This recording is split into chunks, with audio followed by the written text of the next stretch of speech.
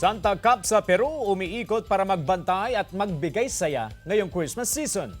Tunghayan sa Globalita. Sa Peru, kinagigiliwan ngayon ang pag-iikot ng mga police officer sa lugar. Paano kasi nagbihis Santa Claus ang mga ito bilang bahagi ng Safe Christmas Campaign.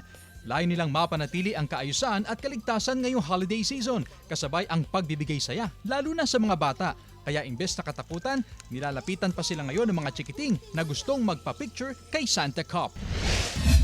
Sa Jerusalem, naispatan din si Santa Claus na sakay naman ng camel habang umiikot sa Holy Land. Kasabay ng kanyang pag-ho-ho-ho ang pagsigaw niya ng hope, love and peace from Jerusalem. Iti para alisin ang takot dahil sa Israel-Hamas war.